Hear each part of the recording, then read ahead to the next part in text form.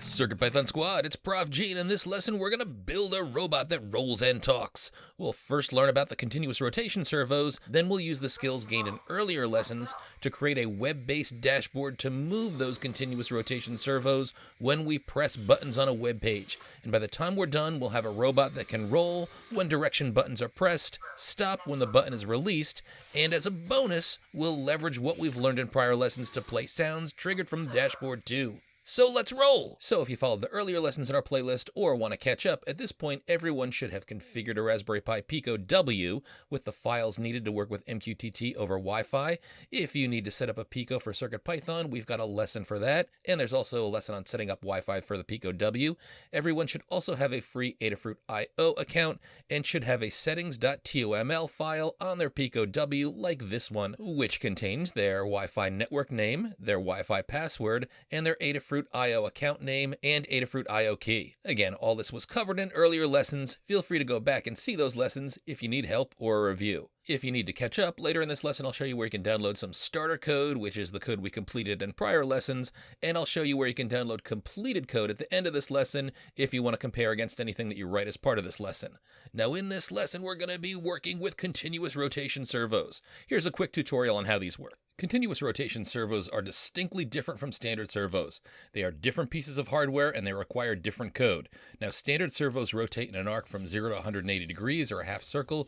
Continuous rotation servos rotate forward or backward continuously, no restriction, at a throttle value that we specify. 1 full throttle forward, -1 full throttle backward, 0 full stop. So when buying servos, make sure that you get the kind of servo that you need. Here's how to work with a continuous rotation servo in CircuitPython. In earlier lessons, we talked about PWM objects or pulse width modulation. We used PWM libraries when we played tones, and in earlier lessons when we work with standard servos. Well, continuous rotation servos also take advantage of PWM, so we need to import the PWM library. You'll also want to import board and time libraries, and you'll also import the CircuitPython library for servo from Adafruit_motor. Then you set up a PWM object for each servo using the PWM out class that we import from PWM IO. Continuous rotation servos have 3 wires. Power goes to V-bus or full power, ground goes to any ground, and there's also a signal wire. Here I'm creating 2 PWM objects for my left and right servos using pin GP15 and GP14 on the Pico, and we'll always pass in a frequency parameter of 50 as the recommended value. Now once we have the PWM objects created, we just pass them into the continuous servo class of the servo library, which we imported up here, and getting these bad boys to move is as simple as setting the throttle parameter, 1 for full forward throttle, -1 for full backward throttle. If your servo isn't moving in the direction you like, just switch the sign from positive to negative. Do note that your servo needs power to run it consistently, so if you end your program after setting the servo throttle, it will not move. Here's a small program that I recommend that you write to check that your servos are working and wired up properly before we operate them over Wi-Fi. So to the configuration code we've added on the prior slide, add this. This function here, move servo, just sets the throttle for the left and right servo and a time to sleep, which dictates how long the servos run before moving on to the next line of code in our program. Down here in our while true loop, we move the servo forward for 3 seconds. That's 1.0 for throttle for both of the servos and 3.0 for the time period. We pause for 1 second by passing in 0, 0, and 1.0. Then we pass in values to move backwards. Pause again. To move left, we pass a negative value for the left and a positive value for the right. And to move right, we reverse this with a positive value for the left and a negative value for the right. So try this out and you should get this.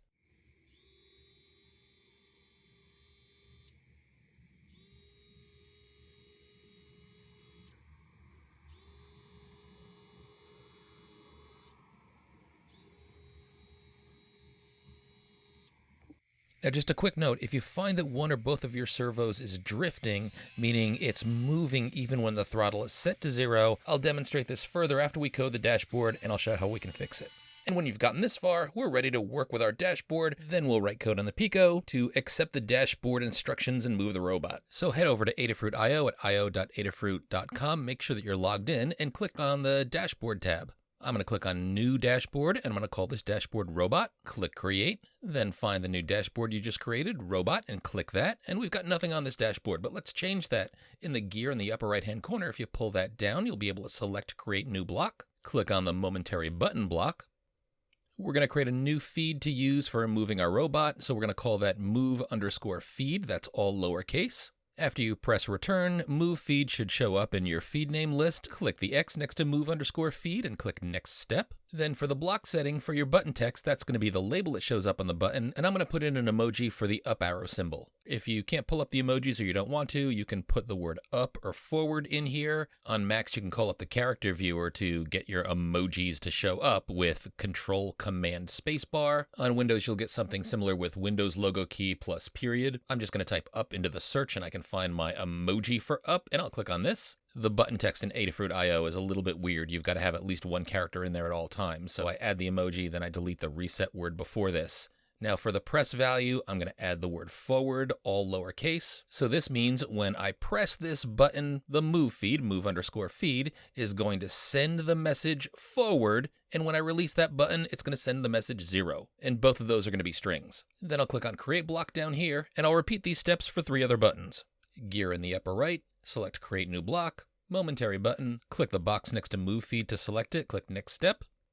For this button's text, I'm going to select the down emoji, and my press value is going to be backward, and my release value will remain 0. Click create block, then again gear, create new block, momentary button, select move feed, next step. The button text will be the left arrow emoji, the press value will be left, create block, and one more gear icon, create new block, momentary button, move feed, next step, button text will be the right facing emoji, press value will be right, create block. Then to better position these buttons, I'll go into the gear icon again, and I'm going to select edit layout, and you should be able to click and drag over the edges of these buttons and move them where you want them to be. So this is a good orientation. I'm going to click save layout, and now we're ready to code things up in Mu. Now everyone who's been working through the earlier CircuitPython School examples likely has this file saved to their CircuitPython School folder as MQTT dashboard. So with Mu open, I'm going to find and open that file up, and then I'm going to save it to my CircuitPy volume as code.py. If you don't have this file, I've saved this in a GitHub repo that you can find at github.com/Gallagher, that's spelled with a U, /Pico-W-robot. And when you get to this page, click the link for MQTT-dashboard, then click the copy icon over on the right. It looks like 2 rectangles, one on top of the other, and this should copy the code onto your clipboard so that you can paste this into Mu and then save it to your CircuitPy volume as code.py. And remember, this is the code that we had at the end of our last lesson, Raspberry Pi Pico controlled from a web dashboard. Now my assumption is you've gone through that lesson and you know how this code works, and it includes all the code we need to connect the board to Wi-Fi and to Adafruit IO. So we'll start by making our robot modifications here. Now, as we start to perform surgery on this code, we'll delete the lines of code that we're never going to use. For example, we're not using NeoPixel, so I'll delete the NeoPixel import. No harm to leave that in, but since I'm not planning on adding NeoPixels to my robot, I'm going to delete it.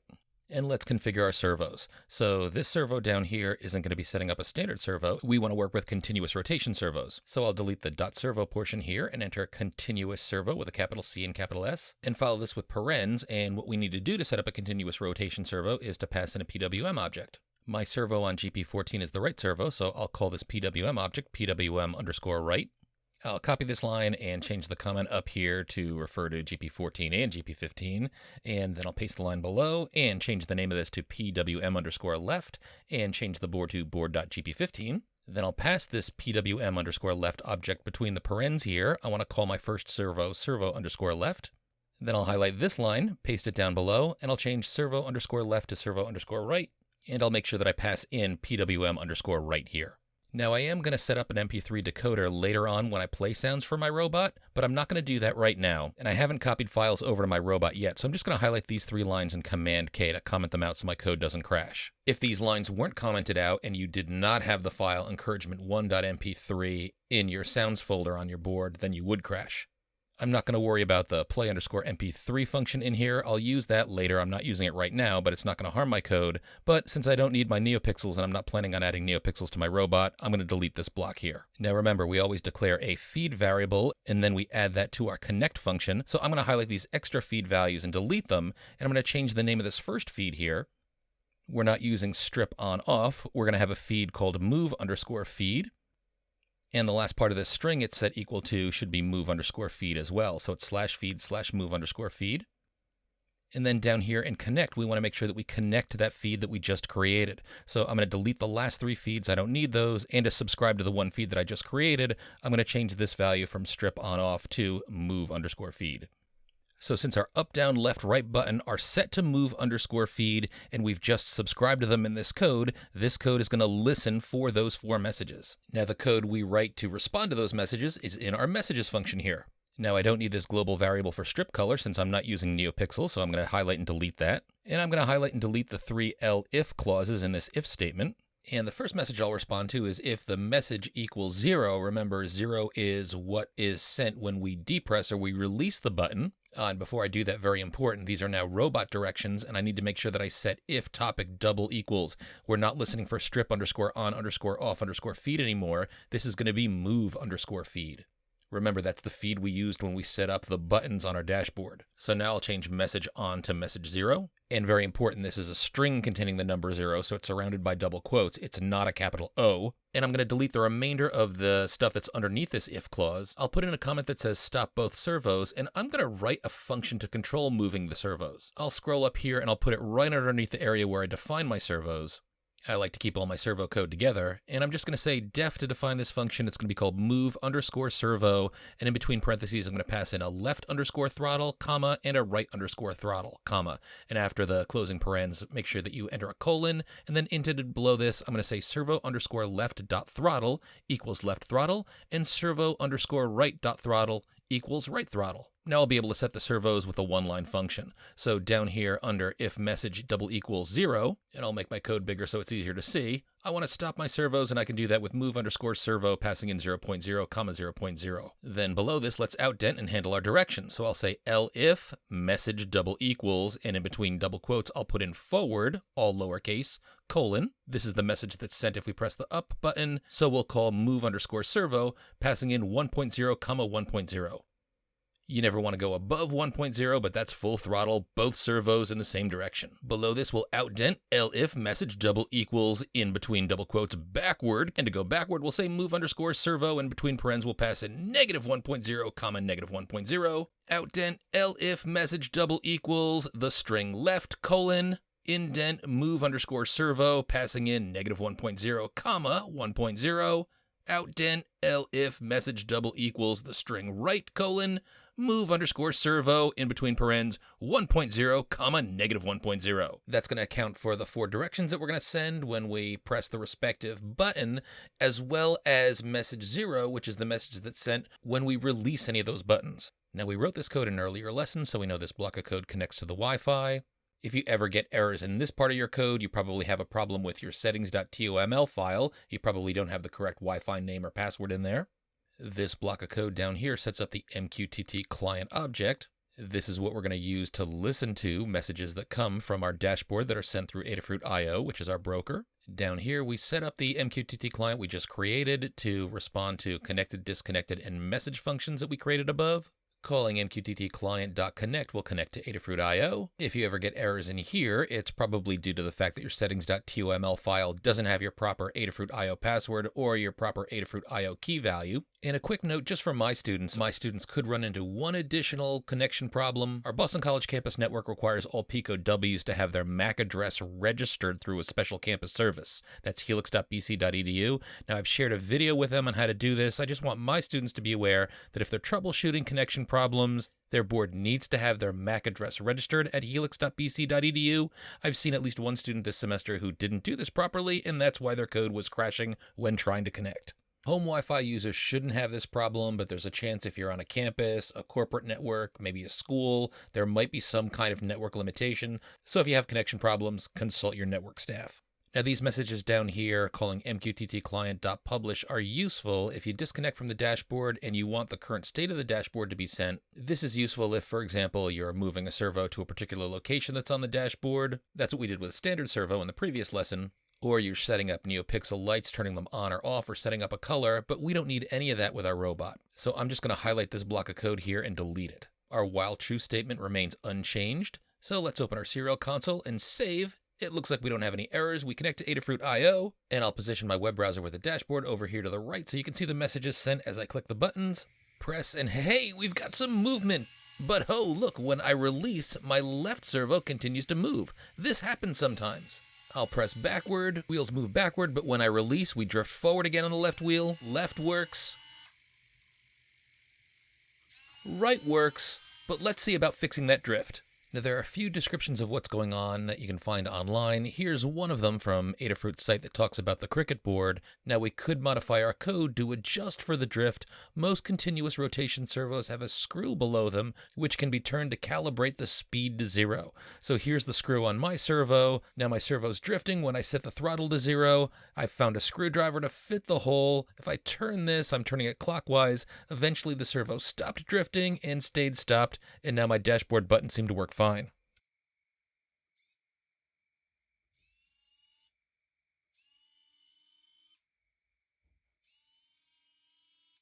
So with this problem solved, we're now ready to assemble a robot. And now I've got a list of all the parts that I'm using in a GitHub repo that I referred to earlier. You can click on any of the links and find the parts that I've used. I'm using 2 continuous rotation microservos and 2 wheels with tires. You want to make sure that the wheels match your servo axle and these ones match. Now you'll also want a robot chassis. This one here is aluminum, so it's pretty sturdy, and the holes perfectly match the mounts in the microservos. Now this support wheel caster swivels and screws right into the chassis deck.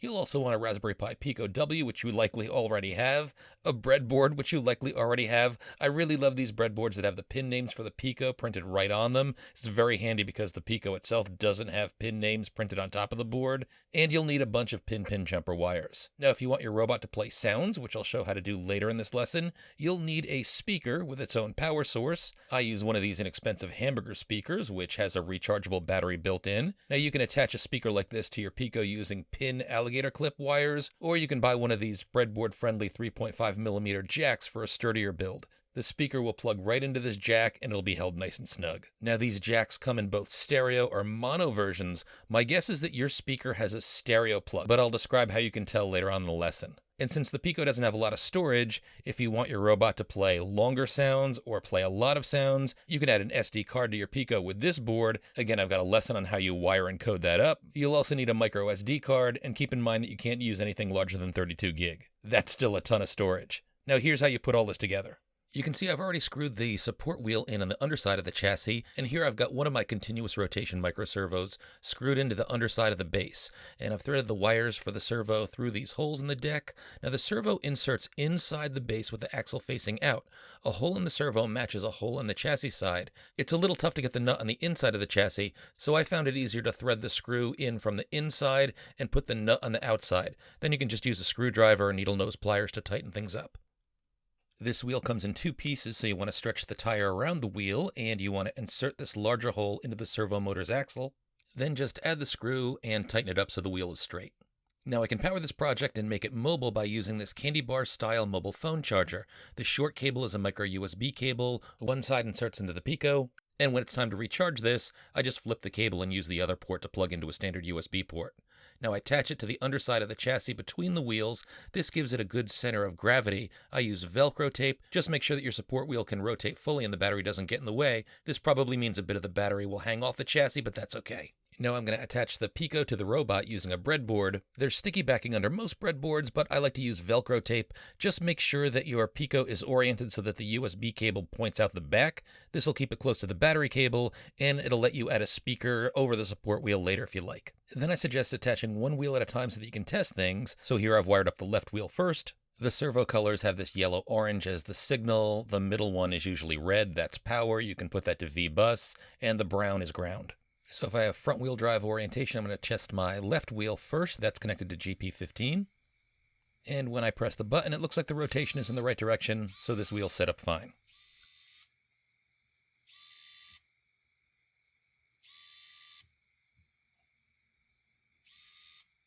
Then I'll plug in the right wheel. But we'll see the right wheel is going in the opposite direction, and this is pretty common. That's because when you line the servos up in the chassis, one is actually pointed in the other direction.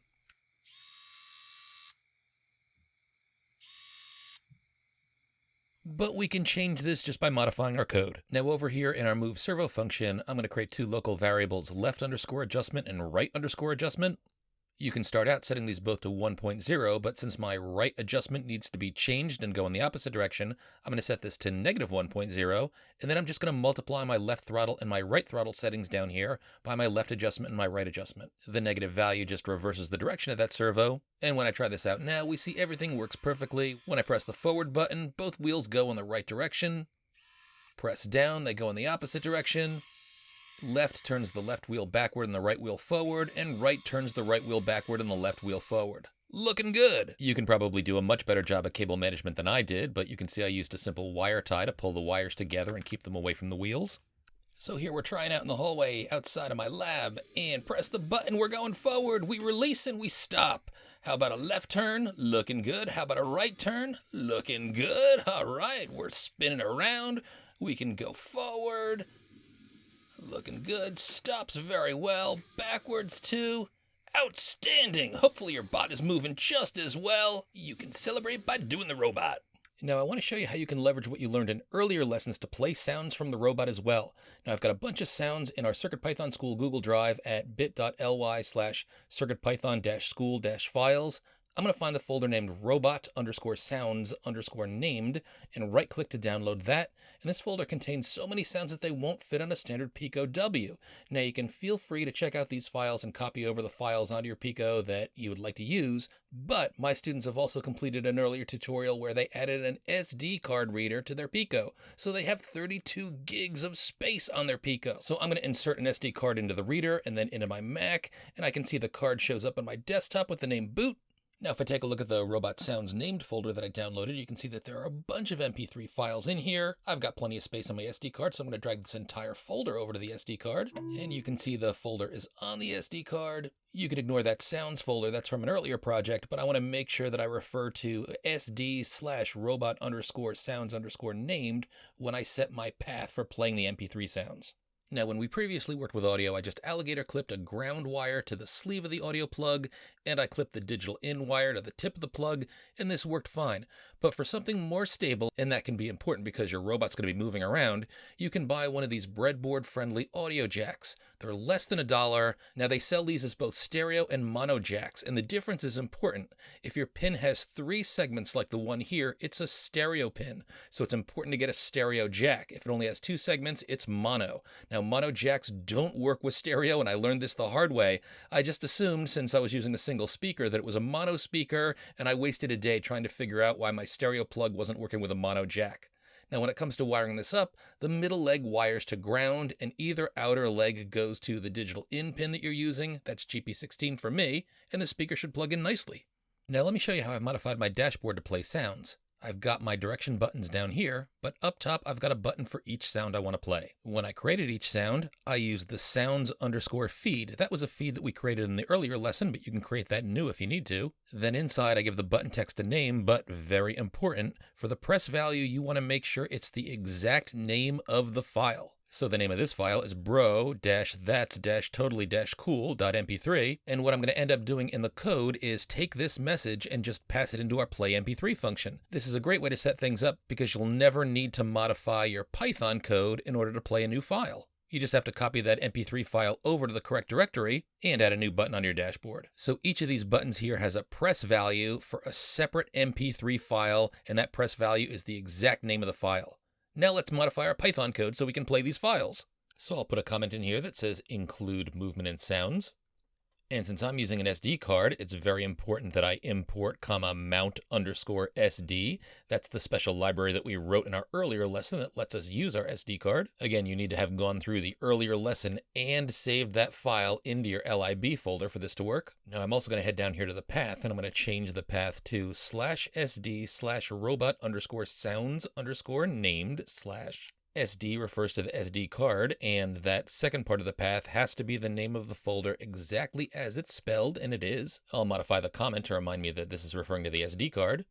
Then when we work with playing MP3 files, we need to first set up an MP3 decoder, and we need to read in a file for that. So I'm going to highlight these 3 lines, and I'm going to Command K to remove the comments in front. And while we don't have a file called encouragement1.mp3, we do have one called startup.mp3. And I really like that file to play when the robot first starts up. So I'm going to scroll down here, and just before my while true loop, I'm going to call play_mp3, passing in the string startup.mp3. Next, we want to make sure that we set up our feed variable and subscribe to that feed. So I'm going to highlight and copy the feed that we have in here, the move_feed, paste this down below, and I'm going to change move_feed in the second line to sounds_feed and make sure that I change my string so it's /feeds/sounds_feed.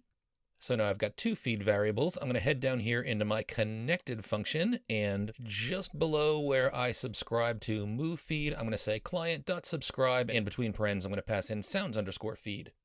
Then the last thing that we need to do is to modify our message function so that it also responds to messages from the sounds feed. So I'm going to take my first feed here where it says if topic = move feed, and I'm going to change that to an elif statement, because just above this I'm going to put in a new if statement saying if topic = sounds_feed. Don't forget the colon. That indicates a sound button was pressed. Then indented below this, I'm going to say if message not equal, ! equal, the string 0. So that's 0 and not a capital O, colon. And in my comment, here's a reminder that this ignores the button release message, which is 0. For sound play, I don't want to do anything when the button's released. I only care about when the button's pressed. So what do I want to do when the button's pressed? Well, indented below this, I'm just going to say play_mp3, passing in message. Remember, when we set up our dashboard, each individual button has a different MP3 file as the message it's passing in. And now we should be done. Let's open the serial console, and we'll save this as code.py to our CircuitPy volume. No errors. We're connecting to Wi-Fi and to Adafruit IO. Let's go. And listen to that. We get our startup message. Nice. Hey there. Want some candy? Reach in and grab a snack. Make something awesome.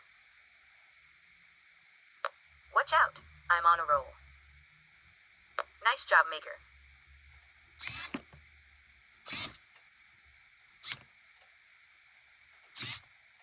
Now you can also tweak the settings of your buttons and tweak your Python code. One of the things I'm going to do in my code is slow down left and right. I'm going to change these from full throttle to 0.5 or 50% throttle, and I think that'll make it a little bit easier to maneuver the bot.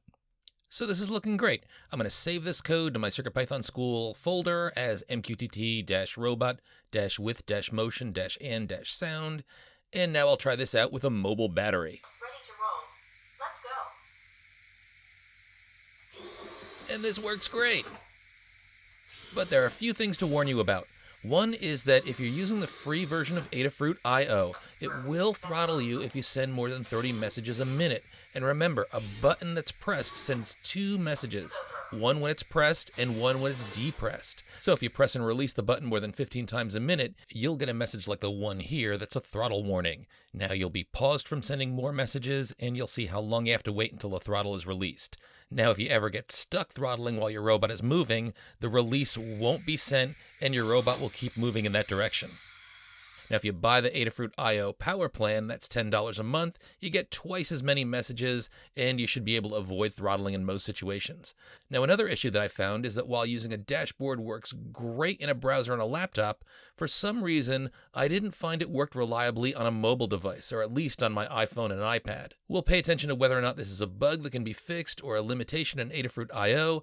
Now, it is possible to write your own web page publisher and even use other MQTT brokers. There are free ones like HiveMQ, and you can create your own brokers. You can even run an MQTT broker on a Raspberry Pi single board computer, not a Pico. There's software called Mosquito, which is an MQTT broker. I've actually worked with that with my students in past semesters. I've got an online lesson on that if you want to check that out on your own. But I think Adafruit IO is a super easy solution and a great gateway into MQTT, the Internet of Things, and the dashboard is super easy to work with. It's a wonderful tool for lots of projects. I hope you've enjoyed this lesson. If you build cool things using what you've learned in these videos, post a message online using the BuiltWithProfG hashtag. I'd love to see what you make. I'll reshare so you can bask in the admiration of others admiring your awesomeness, and you might even be selected for the free Make Something Awesome Happy Gear laptop sticker. Now go make some of that goodness.